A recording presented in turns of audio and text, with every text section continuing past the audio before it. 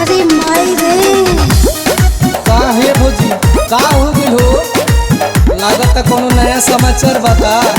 तुझा का मिठाई खाए के मिली।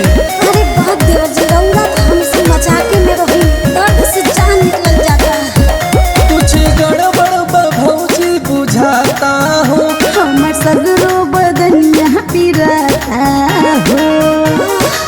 अरे माई रे कुछ गड़बड़ बा भौजी बुझाता हो। हमर सगरो बदनिया पिराता हो। अब दबा दे पलंगिया पे चला, अब दबा दे पलंगिया पे चला चला चला। देवरू हो तेल सरसों के माला, देवरू हो तेल सरसों के माला, देवरू हो तेल सरसों के माला। अभी एक बात में एकदम बकलोले हैं का, समझ में क्या आवा?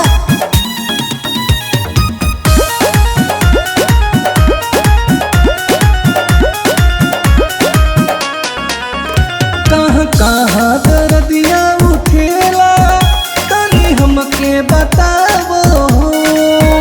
दुख सारा तो हर ले हवे तनी जगह दिखावो। बुझलू? अरे माई तुझको रखिले आराम हो, हाँ? लागता नो सुभोइल बजाम हो।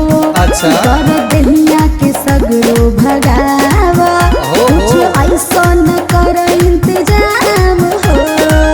पैसा तू खाई बरदास भौजी काला, पैसा तू खाई बरदास भौजी काला काला काला।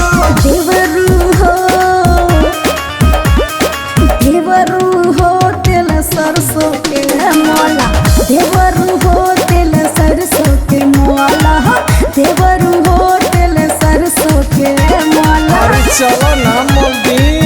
पहले तेल तो जाके ले आए देवर जी।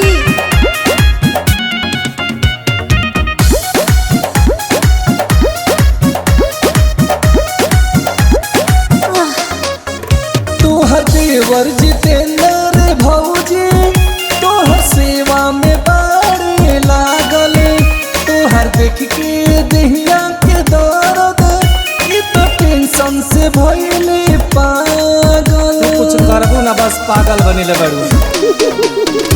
और देवर जी ऐसन दवाई जब हमके आराम मिल जाई, तोहर एहसान हम ना भुलाई, जिंदगी भर करब बड़ाई। अभी कुछ करो तनी धीर भौजी धावा, अभी कुछ करो तनी धीर भौजी धावा धावा धावा। देवरू हो हाँ देवरू हो तेल सरसों के माला, देवरू हो तेल सरसों के माला, देवरू हो तेल सरसों के माला। लेके आयल बानी अलग ब्रांड वाला।